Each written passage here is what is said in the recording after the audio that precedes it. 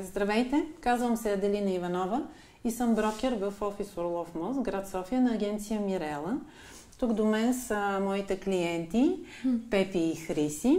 Те са новодомци. Току-що закупиха новият си дом, който избраха с изключително огромно желание и с много любов.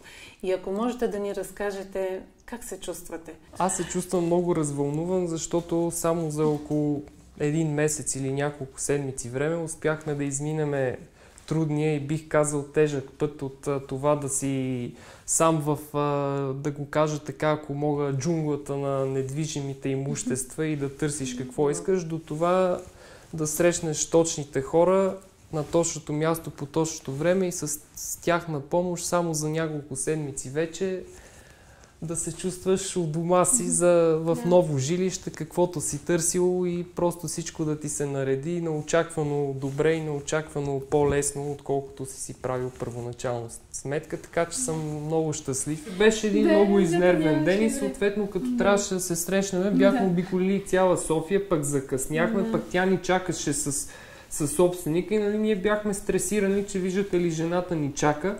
И с това успя да ни спечели още на първа среща, че въпреки трудния изнервен ден и съответно и ние сме го направили изнервени за нея и за собственика на другото жилище, всичко протече много гладко, всичко ни се показа, неща, които ние не можахме да ги видим, ни обърна внимание. Един вид веднага усетихме, че брокерката работи за нас, Бих казал, по-сериозната работа започва именно след като вече се спреш на едно жилище и се чудиш става ли, не става ли, просто рутината на Ади си казва думата, тя ни показа неща, дето ние не ги видяхме сами. Другото, което ми хареса, че веднага започваш да чувстваш като твой човек. Определено се видя, че си даде труд в наша полза. Единствено при нея на огледа ни попита, кажете ми после какво предварително ни подготви. Да ми кажете какво ви харесва и какво не ви. И нещо повече не само ни попита и ни разбра, защото после на следващ оглед като ходихме и съответно и за това жилище, вече от огледите стана ясно, че наистина е разбрала какво точно търсиме.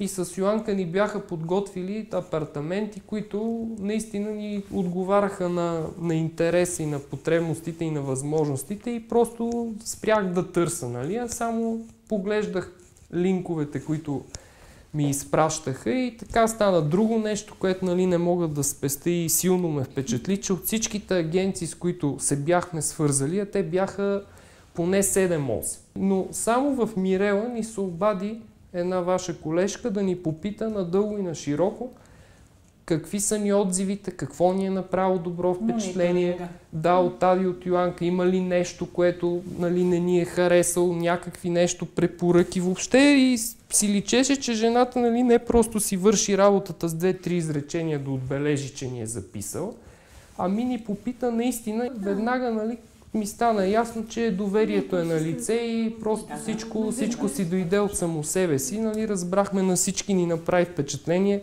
После при сравнението, защото имахме 8 огледа в този ден, веднага ни впечатли и си казахме, че виждате ли, това е нашия брокер, така че това нещо определено изигра и решаваща роля. И сега това, което аз още когато говорих с Пепи за пръв път по телефона, само да разкажа, може би и това после ми спомена, че е изиграло роля в подбора му казах, че в край на кращата няма да го водя и да го развеждам и да гледаме всичко, каквото има по цяла София, а искам да науча именно това, което го интересува, неговото конкретно търсене и възможностите му, за да подбера подходящите му апартаменти и да дойдем в неговия апартамент. И действително така с Йоанка му бяхме подбрали само 3 апартамента, които бяхме убедени, че ще хареса.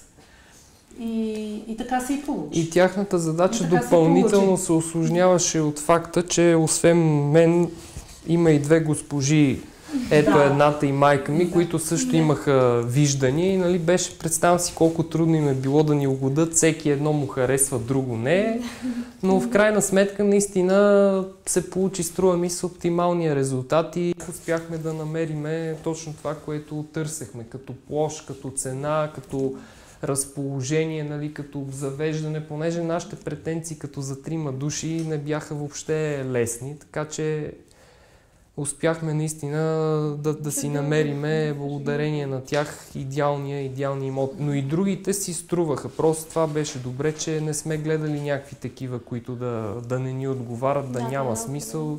Още от първия, който видяхме, до този, който Йоанка ни показа, нали, беше на ниво, разбрахме се.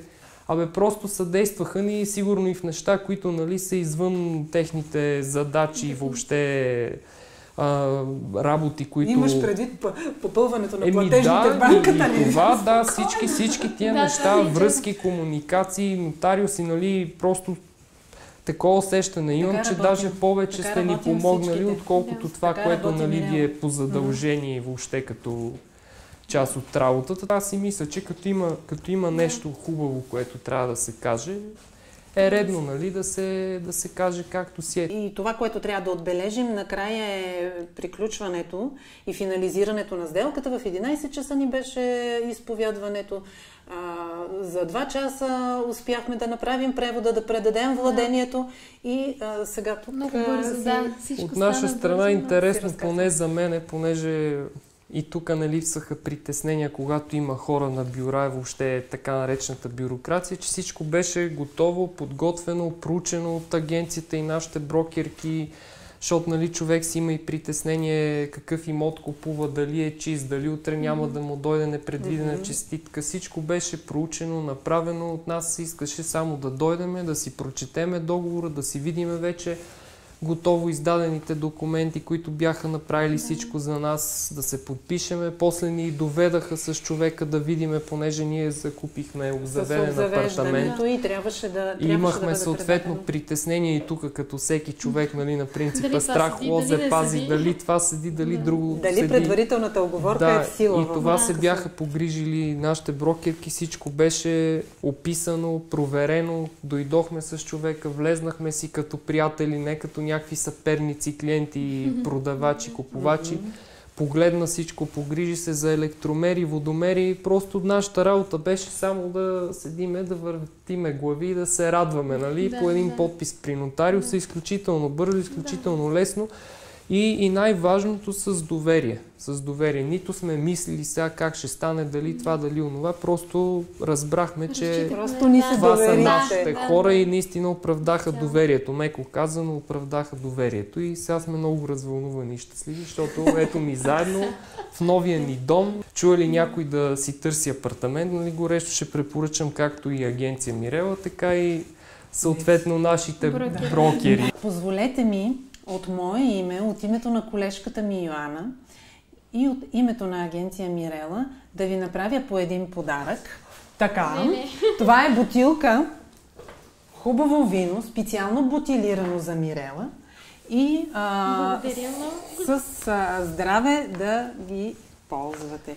Шапка, фанелка, рекламни материали. Ами благодаря. То мен ми е малко неудобно, защото вниманието край няма към нас. Ние получавахме, не знам дали съм ви казал, обаче и SMS-и за рожден ден, за празниците, честитки. Въобще човек почва да се чувства по-специален, отколкото е.